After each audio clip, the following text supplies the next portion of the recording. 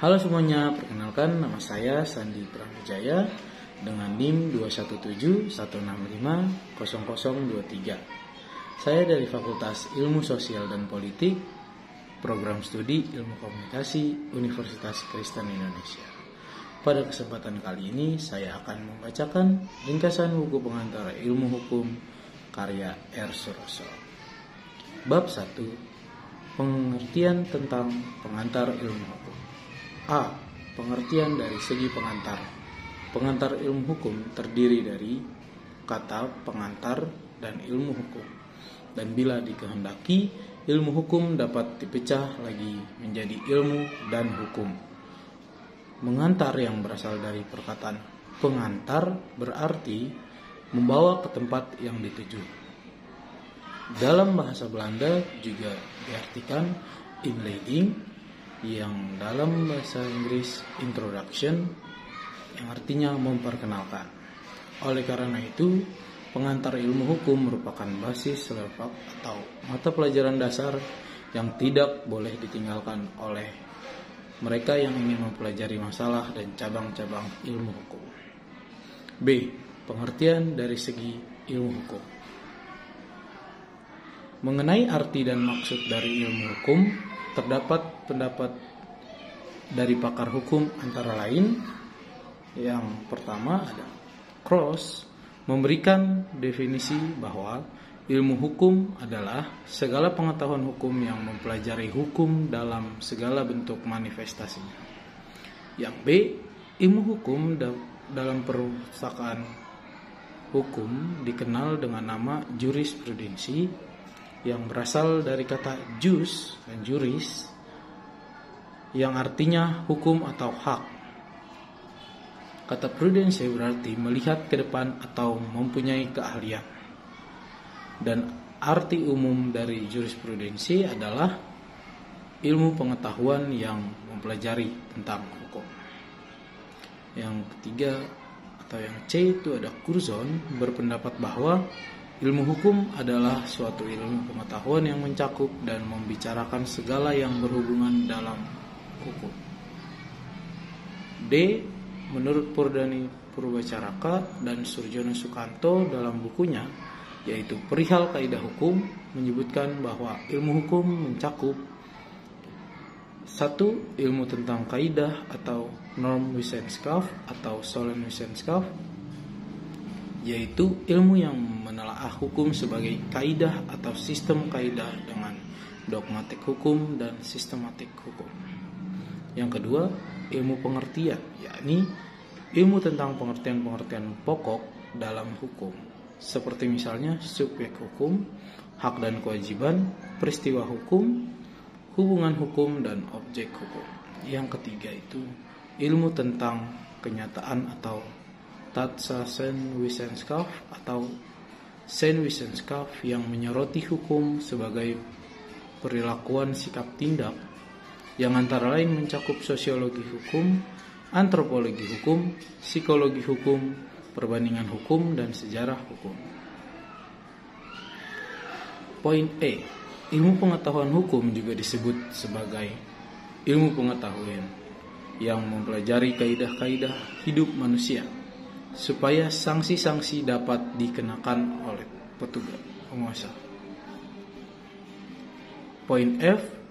Demikian pula ada mengatakan bahwa ilmu hukum, pengetahuan hukum adalah suatu ilmu yang berusaha menjelaskan tentang keadaan, inti dan maksud tujuan dari bagian-bagian penting dari hukum serta pertalian antara berbagai bagian tersebut dengan ilmu pengetahuan hukum.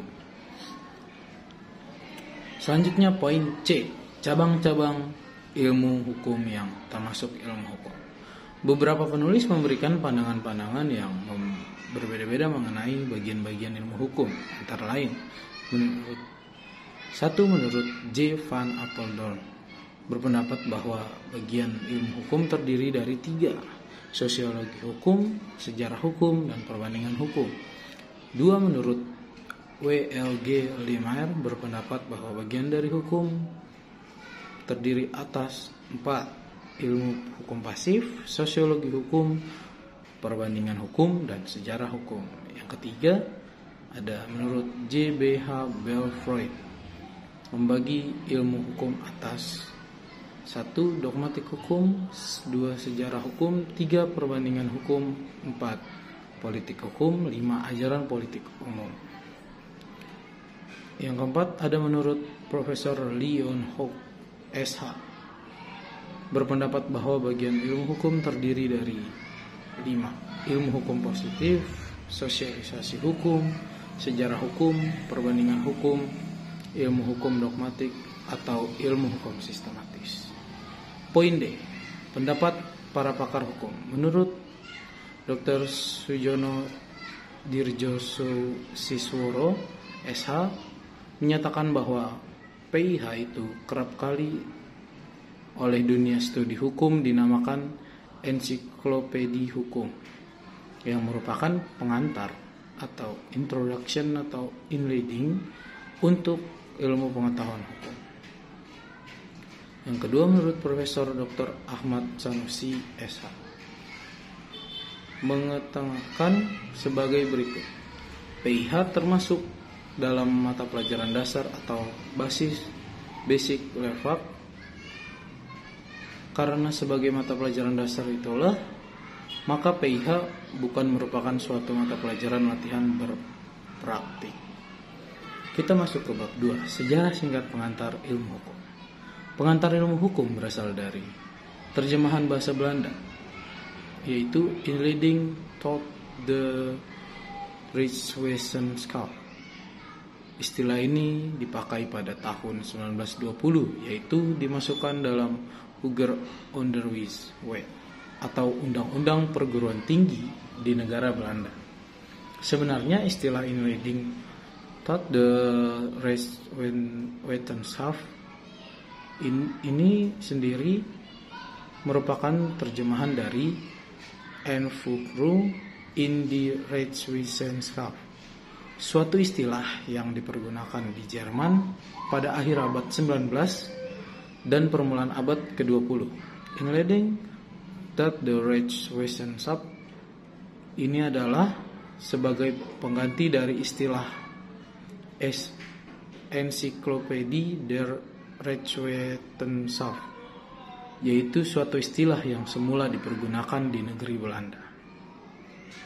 Di Indonesia sendiri, Inleiding tot de Rechtswetenschap telah dikenal sebagai sejak tahun 1924 dengan didirikannya Rechtshochschule atau Sekolah Tinggi Hukum di Batavia, Jakarta, di mana dimasukkan dalam kurikulumnya. Sedangkan istilah pengantar ilmu hukum dipergunakan untuk pertama kalinya di perguruan tinggi Universitas Gadjah Mada yang berdiri pada tanggal 3 Maret 1946. Tetapi sebenarnya jauh sebelum itu, tepatnya pada tahun 1942, istilah pengantar ilmu hukum sudah dipelajari berbagai terjemahan dari Inleiding tot de Rechtswetenschap, dan sampai sekarang dijadikan mata kuliah dasar di setiap perguruan tinggi di seluruh Indonesia. Bab 3. Peran dan fungsi pengantar ilmu hukum. Peran dan fungsi PIH. Yang pertama, memperkenalkan segala masalah yang berhubungan dengan hukum. Yang kedua, berusaha untuk menjelaskan tentang keadaan, inti, maksud, dan tujuan dari bagian-bagian yang penting daripada hukum serta bertalian antara berbagai bagian tersebut dengan ilmu pengetahuan hukum. Yang ketiga, memperkenalkan ilmu hukum. Yang keempat, merupakan dasar dalam rangka studi hukum. Yang kelima, mengkualifikasikan mata pelajaran, pendahuluan, pembukaan ke arah ilmu pengetahuan hukum pada tingkat persiapan. Poin B, bukti-bukti pentingnya peran dan fungsi PIH. Dari segi sejarahnya, PIH diajarkan di perguruan tinggi di berbagai negara. Di Indonesia, Inleiding tot de Rechtswetenschap dijadikan kurikulum oleh Rechtshochschule atau Sekolah Tinggi Hukum yang didirikan di Batavia, Jakarta pada tahun 1924. Pada waktu Universitas Gadjah Mada berdiri dan adanya Surat Keputusan Menteri Pendidikan dan Kebudayaan tanggal 30 Desember 1973 nomor 0198 U1973 yang intinya menyebutkan bahwa di tingkat permulaan fakultas hukum negeri maupun swasta, mata kuliah pengantar ilmu hukum ini harus dicantumkan dalam kurikulumnya sebagai satu-satunya mata kuliah yang langsung berhubungan dengan ilmu hukum. Menurut keputusan Kopertis atau Koordinat Perguruan Tinggi Swasta, pengantar ilmu hukum merupakan mata kuliah ujian negara. Dalam rangka sistem kredit semester atau SKS, mata kuliah pengantar ilmu hukum bobot SKS-nya adalah 4 SKS, lebih besar dari cabang ilmu lainnya. Masuk ke bab 4, yaitu kedudukan PIH di antara ilmu sosial lainnya. A. Ditinjau dari segi ilmu sosial. PIH adalah suatu mata pelajaran yang merupakan pengantar ke arah ilmu hukum.